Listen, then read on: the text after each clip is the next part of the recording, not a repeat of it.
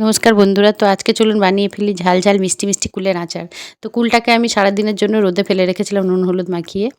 এবার কুলগুলোকে আমি নিয়ে এসেছি। এরপর দেখুন কড়াইয়ের মধ্যে আমি তেল দিয়ে দিচ্ছি। কড়াইটা গরম হয়ে গেছে।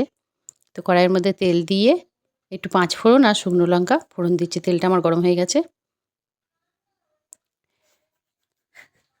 এবার শুকনো লঙ্কাটা একটু ভাজা ভাজা আর পাঁচ ফোড়নটা একটু ভাজা হয়ে গেলে আমি এর মধ্যে কুলটা দিয়ে দেবো। এটা ভাজা হয়ে গেছে। এই দেখুন আমি কুলটা দিয়ে দিলাম। কুলটা দিয়ে এবার একটু নাড়াচাড়া করব। এর মধ্যে আমি আন্দাজ মতন নুন আর আন্দাজ মতন হলুদ দেবো।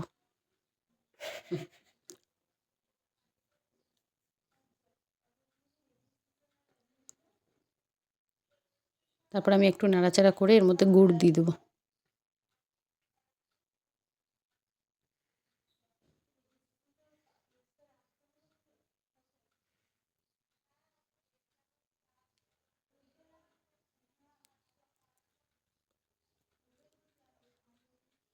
গুড়টা দিয়ে আমি একটু নাড়াচাড়া করে ঢাকা দিয়ে দেবো, কারণ গুড়টা একটু শক্ত আছে, ঢাকা দিয়ে দিলে গুড়টা গলে যাবে। সব গুড়গুলো আমি দিয়ে দিলাম এর মধ্যে।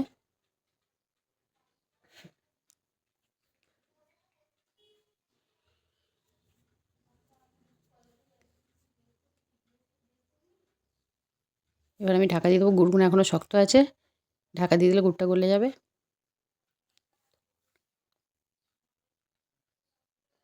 দেখুন গুড়টা এখন গলে গেছে। এরপর আমি কুলগুলোকে সেদ্ধ করার জন্য একটা ঢাকা দিয়ে দিচ্ছি।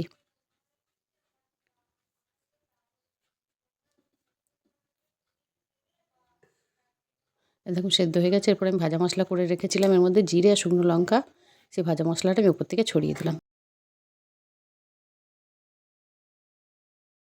এরপর দেখুন আমি এটাকে একটা জায়গার মধ্যে ঢেলে নিচ্ছি। কেমন হলো কুলের আচারটা, কেমন লাগলো আপনাদের? যদি ভালো লেগে থাকে তাহলে একটা লাইক করবেন।